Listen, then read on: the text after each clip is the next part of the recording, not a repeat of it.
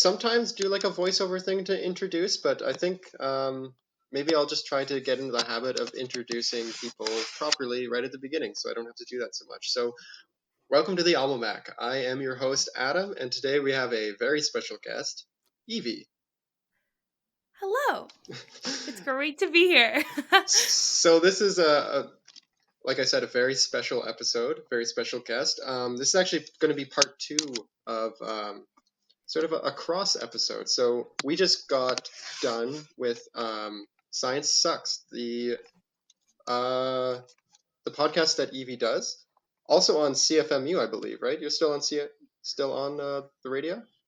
Yes, on CFMU Mondays at 3:30. Yeah. Yeah. So Although things are up in the air with the pandemic, but that's the time slot. but yeah, so finally we're doing the collaboration that I don't know, we've been talking about for almost a year now. Yeah. So Evie, maybe you can introduce yourself. Clearly you came from McMaster if you're on CFMU, but you're not there anymore. Yeah, I can introduce myself a bit. My name is Evie. I was a McMaster student for my undergrad, and I studied psychology and neuroscience. And now I'm at Laurentian University doing my master's in science communication, or SciComm. So it's a very cool program because it's the only SciComm master's program in Canada. So I'm very lucky to be there. Yeah, so that's a big part of what I want to talk to you about. I'm very interested in this program, but I think that was my dog groaning a little bit. Yeah, we're recording from home, of course, because CFMU is shut down. But yeah, typically what we do is we try to get to know you a little bit before we talk about your work. So you said you did your undergrad at McMaster, and is that when you started your podcast, Science Sucks? Yeah, the podcast was interesting because it was shortly after I graduated, which was interesting. So the story of how it started is I started getting really interested in science communication in undergrad at McMaster. I met a science communicator who came to a career night that I happened to attend, which is lucky that I did because he was a science communicator named Anthony Morgan, and he back in the day had also gone to McMaster, and so he was coming back for an alumni chat about his career along with several others, and he is a science communicator. He worked on Daily Planet. He does a lot of SciComm projects like going out on the streets of Toronto and sharing his science. When he came to present, he brought a trash can and like spun it around and set it on fire, and he's like, this is a fire tornado. I'm a science communicator. I was so fascinated. It was very exciting to see someone so excited about science, especially as an undergrad who was attending lots of lectures that were just long and not always enthusiastic. Although many of my profs were, but no one set a trash can on fire yet. So I talked to Anthony after, and I asked if I could find out more about what he did, and I ended up working with him that summer and in consecutive kind of years about doing various SciComm projects. Like I built an escape room using science principles, and I went with him on set to Daily Planet one time where he threw an egg. He got professional baseball players to throw an egg at a curtain and then see if it would break, which it didn't because the curtain kind of takes on the impact. And even the professional baseball players who throw it really hard didn't manage to break the egg, which is very fascinating. So these kind of cool SciComm projects I was so excited about, and that's what led me to do science communication. And after I had graduated, CFMU put out a call for applications for new shows. I guess they had some time slots open, and so I pitched the show about science called Science Sucks. And we interview different researchers every week and talk about kind of the challenges, and we get real about science because science is either portrayed as like super cool or like so boring. Like there's definitely not the whole story is told. So we talk about different researchers and the work that they do. So interestingly, my CFMU radio show was after I had already left McMaster. Yeah, so Science Sucks, the title is I think it probably was designed to not necessarily shock you, but get your attention, because that's definitely not the message you're trying to get across.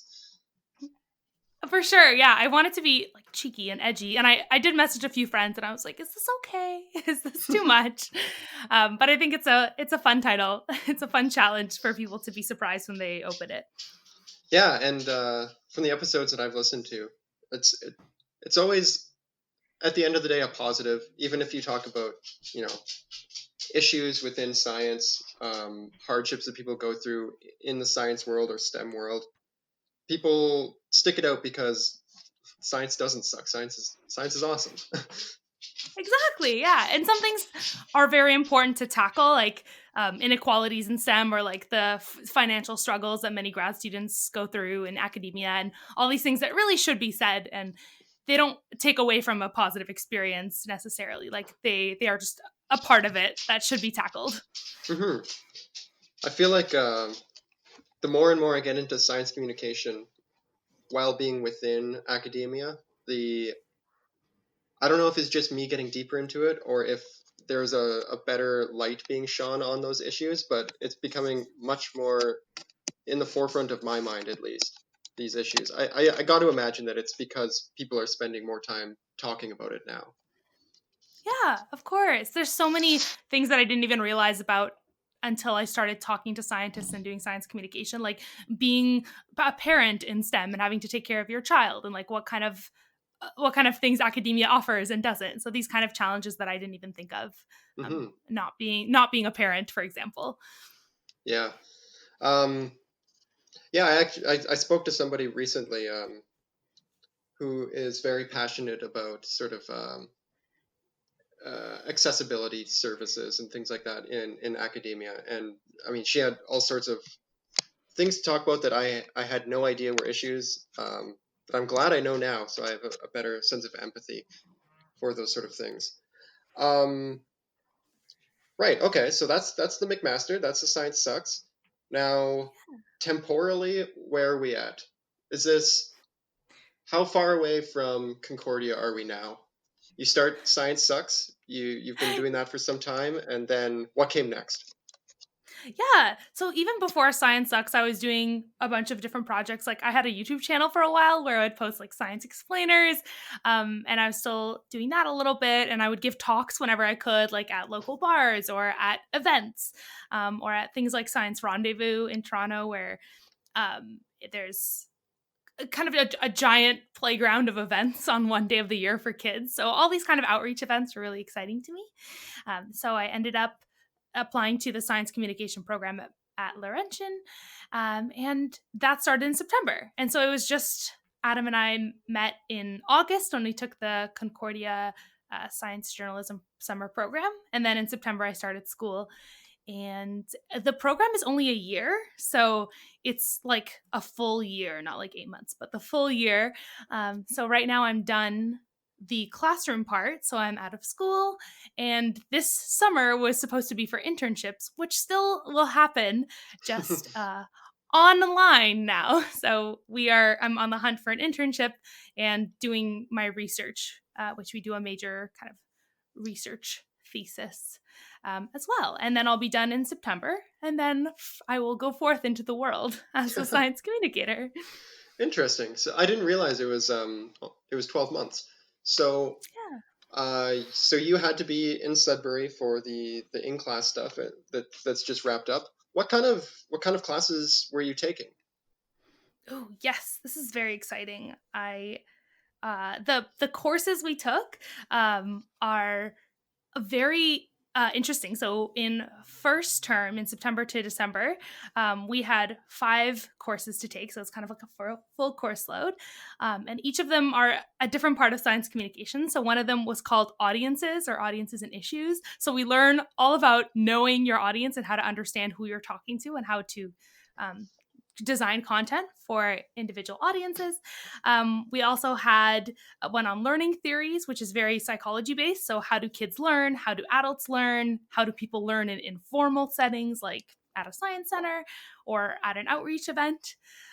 We also had a design theory class where we learned the basics of game design, which pulls kind of from computer science and the arts. So a lot of architects will use design principles to design spaces. museum experts will design museums using these principles to make sure people, like, there's a flow of people, and things that should be touched are being touched and things that shouldn't be touched aren't being touched. That's Yeah, so there's a cool. That whole sounds interesting as heck. I would love to take that course. yeah, and we had a project where we had to design a game, and there were different. It was actually so much fun because our teacher pulled out of a hat basically different topics and different audiences to mix and match them randomly. So one group had to explain nutrition to adults at a science nightlife event. So it'd be like adults who are drinking have to explain to them, you have to explain to them like the nutrition, Canada's nutrition guide. Another group had Okay. to, they got the topic of bears, and they had like bear conservation or bear safety, and they had to explain it to teens. So that was their audience. It's really funny. Like they have to explain bear safety to teens, and why would they care? Teens from Toronto or teens from Sudbury? Teens from Sudbury. So that there's different context there. Teens from Sudbury might be more bear aware. um, Yeah. so you designed a game? Can we play your game? Can you share your game? Our game is absolutely playable because our audience was actually Girl Guides, and our topic was like forestry and trees, which actually worked really well because Girl Guides are into that stuff already. So our game was kind of like a game of tag ish, but you had to collect different tree tokens and then build your biodiverse forest. So absolutely, we can play that game. Sweet. It was very, very fun. Some people had like a little board game going on. Some people had a spinning wheel trivia style. It was very fun. So that was game design, and some of these things definitely apply to like building museum exhibits or building a science physical display, because we learn how kids will go and touch like everything even though something shouldn't be touched, so you have to make it obvious like what can be moved and tampered with and what should not be, and that's really interesting, think of it from a design perspective. Yeah. We also had a class on rhetoric, which is about it was very interesting, kind of like high school English class, where you learn about metaphors and hyperboles. And it was taught by an English prof who teaches in her she teaches our science communication class, but when she's not doing science communication, she teaches classical oration, which is like ancient Greek speech giving, like in a Shakespeare's Julius Caesar or something, when they go up and they speak for hours on a topic, like that kind of oratory. So that was wild. We learned about how to like establish your credibility and use like logos and pathos and ethos, these like ancient Greek terms, which is fascinating. Yeah, that's sweet. Yeah, those are all things that you do not learn in a traditional science undergrad. Of course, unless you like are just a curious person who takes courses that are not related to your field.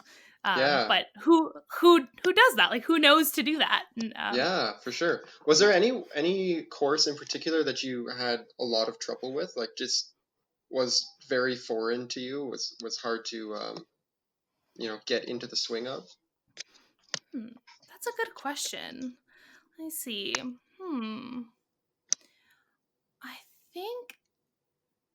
I feel like I come from a background where I was familiar with some of the content. For example, psychology, like my background is in psychology. So like learning theories, I was quite familiar with. And even like the English aspect, I'm really interested in language. So I was quite familiar with that. Whereas many of my classmates were like, what is a metaphor? Like, what are these things?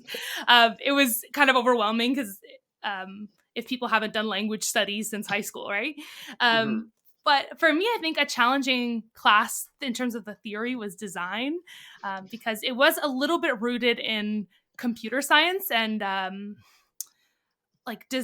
testing games. So there's a lot of something called user testing where you build a game. It could be like a software game or a physical game, and then you have to get people to play it and give feedback, but the feedback has to be very structured. So like, what did you think? What did you click here? What is the pathway of clicks? Like that kind of thing. I'm not sure if it's making sense as I'm saying it, but it was a bit complicated very to think about. granular and specific.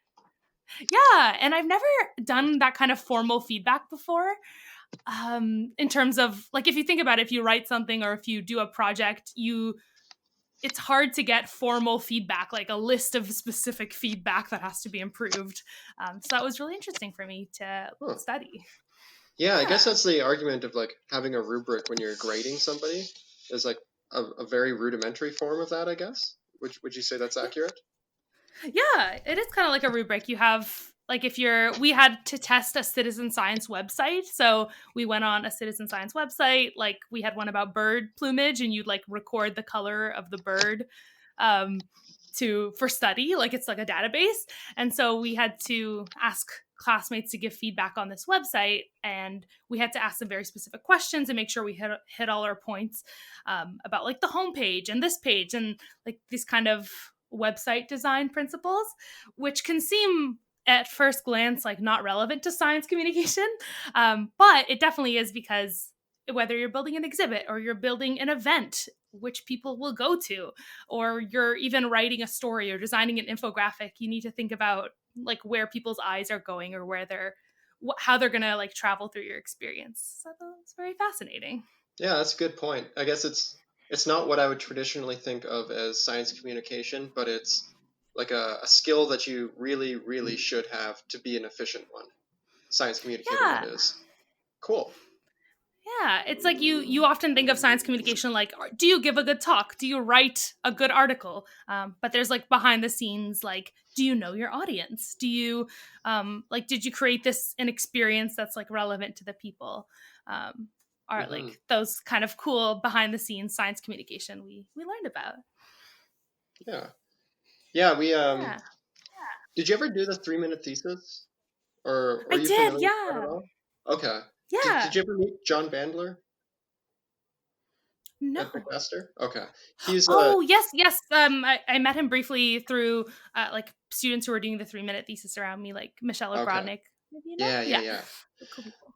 Yeah, talking to him, it sounds a lot like what you're saying is people who are really good at communicating and are really good at presenting their stuff.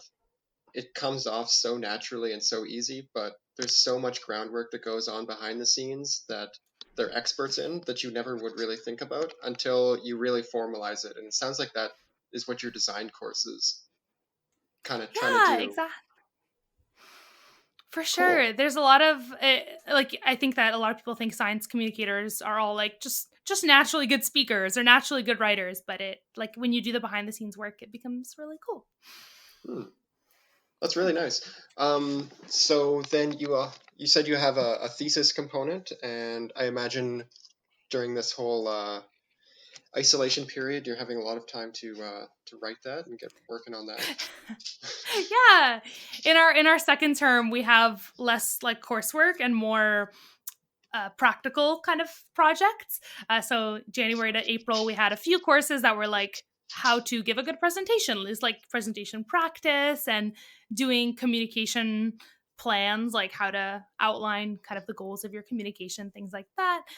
We had like a video design course where like video audio like traditional media where we did some camera work, and then now that that's all done I feel like we have more practical skills in addition to the theoretical. So now, yeah, now we're off into the world doing our research and um, our internships. So yeah, the research that I'm doing, we all have kind of different topics that are all, I'm sure, like if I talk to you about it, Adam, you'll be like, whoa, each topic is really exciting, like and Hmm. unique. Because it's science communication research, which is even science communicators often don't know that there is science communication research out there. Yeah, so my research is on science communication training in Canadian graduate students. So I'm sure you would fall under that, Adam, like you are a Canadian graduate student. So I'm looking at what kind of training opportunities students have access to, and if there's like obvious gaps that could be improved. Yeah. Okay. So the obvious gap that I'm seeing is that Laurentian is, you said, the only science communication master's program in Canada. Is that right? Yeah, yeah. So there's definitely more than just that program in the world. Do you think we have Do you think Canada needs more of those sorts of programs, or as you're going through this research, are you thinking there should be more certificate type programs or things more like the Concordia thing we went to? What's your take? Yeah, I am someone like as an individual who's very passionate about science communication, so I think that there should definitely be more training available. Not everyone will become a science communicator. Like not every scientist will become a full-time science communicator. So there definitely needs to be more availability of like science communication training for not just people who want to be science communicators, but also scientists who would benefit from better communication practice. So I think there's definitely like I would love if there was more full-time programs like mine in Canada, but also it would be really cool to have more training for students who are doing physics or biology or chemistry, because then they could better share their own research and also perhaps go into something like policy or government or teaching or public relations in a way that's science informed, as opposed to like currently a lot of, for example, the government, like people who work in the House of Commons, for example, are not scientists. So it would be really cool to have more scientists in all kinds of fields who are trained and know how to Mm-hmm. share that with the public. Yeah. I hope that answered your question a little bit. Like, Yeah, for sure. Yeah, yeah. basically, it would be nice to have some more full-time programs, but having even sort of one-off courses or whatever as a requirement of, say, like an undergrad or a master's program would be useful, because science communication, whether you do it full-time or as part of your research job, it's kind of every researcher's job to be able to do it to some extent. Yeah, definitely. Like, not everyone needs to, have a science social media or have a science give talks. Like, not every single person um, wants to do that, but it would be beneficial if, like, there's a lot of stories of gaps in understanding between scientists and policymakers, or scientists and the education curriculum, like for elementary and high school students, or like law. Like laws are often not great at catching up with like rapidly advancing technology.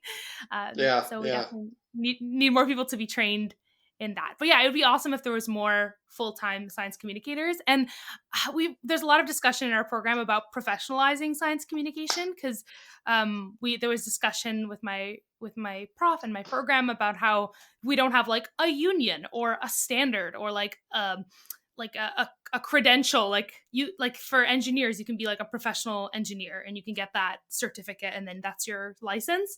Or like a doctor, you have a license. So there's certain fields that are professionalized, and science communication like is very kind of like a wild west right now. So there's discussion about that. I don't necessarily have like a firm answer, because sometimes you want to professionalize it, but you also don't want to make it a barrier to people. Like, oh, you need this degree or you need to pay money to do this annual to update your annual license. So there's definitely discussion of that, and I think it's really cool that science communication is growing and reaching those discussions. That's really interesting. Something I never really would have thought of. I guess having not thought about it at all, my instinct would be to say professionalizing it isn't a good idea. But I would love to hear the other side of that. Yeah, it's interesting. Yeah, for sure it would be a like a barrier, or it would set limitations, or it would make only one kind of communicator, for example. Hmm. But the struggle with SciComm is often like getting paid and like real showing the value of your work. So that is Right. um, Okay. with that might be like an argument for professionalizing it. Like I have these credentials and I deserve to be paid, because often I feel like I've been thinking about this, how journalists are journalists, and obviously journalism is struggling right now as a field as well, um, as in this current time in life and decade. But there's like a field known as journalism, and journalism is like paid and understood as something that should be like valued. Whereas I feel like science communication often doesn't have those like standards. But yeah, it's just an interesting thought. I don't think that I have an answer like whether or not it should be. And I think it's very important to not leave people behind. Like, you have to get this degree, you have to get this, you have to get that. And then you're financially limiting people, or you're like leaving out very important voices. So for sure, that's like a huge priority for me personally to not leave people behind. Yeah, for sure. That's kind of the first thing that came to mind when forming my very initial take on don't professionalize it. But yeah, having it be less Wild West is a really good point too, I guess. Yeah. And I maybe guess the answer is to value it more. I think another interesting thing about science communication that it's a bit like feminized. Like we discussed this in our program, how there's a lot of women doing science communication. It's seen as something like empathetic and like out of the goodness of your heart or the goodness of for the world. But that can often devalue it, and that's a whole other issue about how like certain careers are like feminized or seen as like a caretaker or like a certain like kind of place in society. That's another interesting thing to think about. yeah, and I guess that kind of plays into the question or the debate of like the difference between science communication and science journalism, maybe, where like communicators might be seen as like people who are just advertising for science or advertising for their own lab. In which case, if you're doing science communication to talk about your own work as like a professional full-time researcher, maybe you don't get paid for that. Maybe exposure is what you are searching for and that's your payment. But there's definitely a full different class of people where that's not the case and they actually do need to get paid. So Mm, maybe having a professionalized bit would differentiate between those two people. yeah. It's hard because science communication, like a lot of people fall under this umbrella. It could be someone who is like a researcher sharing their own research, or someone who's sharing science on social media, or someone who is like trying to make a living doing consulting or teaching in science communication. So that Mhm. is challenging. I think a lot of people would push back on like science communication is just science promotion because it could often be evidence based and like a very important aspect. Like we talk about like making briefing notes for politicians, which basically means scientists do like a 2-page summary or a 1-page summary of an important research that's coming out that needs to be incorporated into policy, and they give it, and that's often like a whole. It's a very important thing to write, like accurate briefing notes that politicians can briefly skim and then use that to make policy. Mhm. So all of these like things are, I don't know. Yeah, it's not. It's hard. Yeah, it's hard to say science communication should be this when it is so broad. Yeah, So I think like that's more a more science discussion. communicator. So is the person who puts together a children's museum, and like Yeah, their goals are completely different. exactly. Yeah, and so it's like a volunteer who's talking to kids in the community about doing science experiments with them. So I think Yeah. that the discussion needs to be further and like should not leave people behind. But yeah, Hmm. I personally have a lot of trouble with science communication being underfunded and undervalued personally, because then that means I can't make a living and I'm doing other things on my path to do that. So that is challenging. Yeah. Yeah. So then the last part of the program that we haven't talked about yet is the internship, right? Yeah. So you are submitting applications for that now, or have you gotten a placement yet? Certainly, you're not there right now. Yeah. We got the word that during the pandemic, currently everything has to be online. So we can't like go to a science center. All of them are closed. So it is a unique time. In the past, students have gotten placements kind of all over. Some people even went as far as like CERN, like in Europe, like working in their lab on communications at CERN, or have been to science centers around the world. So there's all kinds of cool placements that you can do. Currently, yeah, all of ours will have to be online. So we have several avenues to do that. So we can just apply to jobs spontaneously on our own. That's like an option. And then if you get that job, that can serve as your internship. Or you can apply to like professional internships. Like some companies will have intern options. But yeah, and we also have some people that reach out to our program and are like, we could love a student to work for us in this category. So still on the hunt, still kind of navigating both like the relationships that my profs have with companies that I could reach out through them, or also apply to jobs on my own and see Mhm. what is best. Is Yeah. there like a class of job that you are really searching for? Like, is are you looking for a policy thing, or would you be interested in a museum type thing, or is there anything that you feel very passionate about?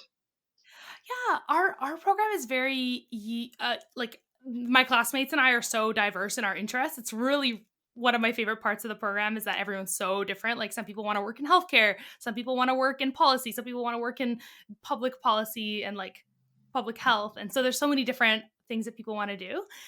So I personally am very interested in science TV and video. Personally, in my future career, I would love to be on a science TV show or a YouTube channel, these kind of host roles.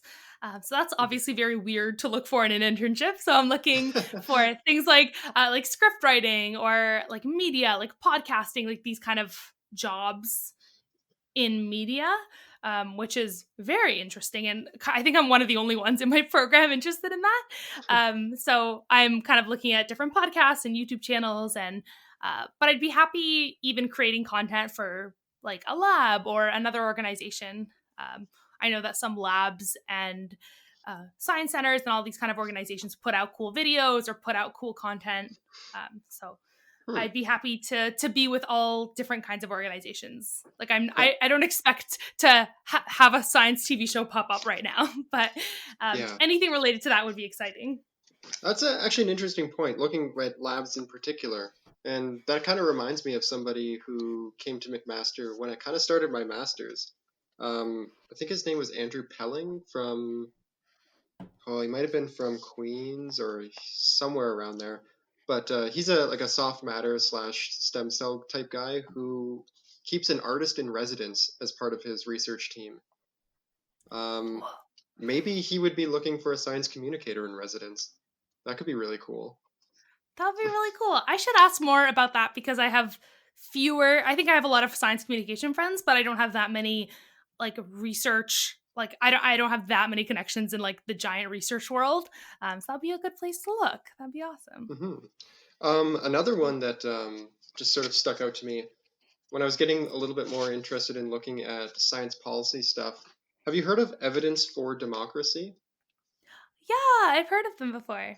Okay, I put my name in as like a potential volunteer and mentioned that I had some amount of podcast experience, and they seemed interested but didn't have any specific projects that they could think of off the top of their head to start. But I'm sure if you pitch something to them, they would be very interested.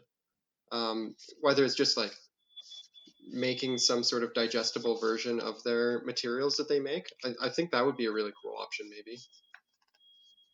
That sounds really awesome. Yeah, I should reach out. I have been reaching out a little bit. It feels weird to just reach out to someone and be like, I have a cool project. Do you want to collaborate? But science communication definitely lends itself to that. Yeah, and I'm sure whoever you reach out to, if you say that sort of thing, they'll be honored that you found their work interesting and like worth making that potentially awkward initial email. That is true. That is true. Yeah, I find it really interesting in science communication that it's not like being a doctor or being a nurse or being like a lawyer where you have to go to a certain like through a certain academic process to get there, right? Like you have to go to this school or that school, but in science communication you can kind of reach out and try new things, and it's both nerve-wracking and exciting. Yeah, that beauty of the Wild West right now. Yeah. I'd imagine we're kind of hitting science communication at an ideal time if you want to, explore all sorts of stuff. I would imagine like in 10 years or 20 years, things are going to be a little bit more formulaic. So, I mean, pros and cons at this point, it's the Wild West, but you can also kind of do whatever you want. Yeah, I never thought of it that way, that we're lucky to be in this kind of uncertain time in a way because you can explore different things and it's still Yeah, new. it's also the problem of, getting paid. Yeah, for sure. Yeah, and it's interesting that yeah, science communication is new in the like in a way that it's more prominent than it has been before, but it has a deep and interesting history for decades and centuries and millennia. So it's saying like science communication is just starting now is definitely unfair. I think to Yeah, we're like definitely. two young people being like, "Oh, we invented science communication," when it's been, especially in like a lot of like public lectures and these kind of practices have been going on for, or like even Darwin would like write his book for the public, like The Origin of Species. So for centuries, people have been communicating important content, like including science research. Yeah, I think I'm improperly biased just coming from Ontario. I did a little bit of research before our Concordia thing. I guess Quebec has just this illustrious history of science communication, like for years and years and years. They have all sorts of magazines, and it's just something that I guess culturally they've really valued for a long time. So That is true. I really need to dive into what they do that I don't know, maybe we can bring to Ontario. For sure, yeah, and it's in, if it's in French, then we like English speakers are not accessing it, perhaps. So then it's staying in that bubble, and we don't know about it. But it's so important to kind of see those other histories. Hmm. Yeah, I saw science Yeah, magazines like just like in the grocery store that we don't have in Ontario. Just like science general interest stuff. And it's like, what the hell? cool. Why do they get stuff and we don't? That's so cool. And in England, of course, there's a lot, like my the director of our program, Chantal Barrio, she did her master's in the UK, and so she has that background. And many Canadian science communicators come from England and have the kind of background of the history of like these royal lectures, these like lectures of scientists sharing it with the public. So there's all Oh places yeah, around the world. Yeah. the And obviously, Academy. like, yeah, there would be something called the Christmas lectures where, like, on Christmas Day, there would be hundreds of people would come into this room and listen to science lectures, which seems so wild, but that's only one of many examples that would happen around the world. Yeah, I guess back then everything sucked and was super boring. So like even the most dry science lecture was probably the coolest thing you could imagine. That is a bold take. Yeah, I don't know. I don't know if I totally I, believe that.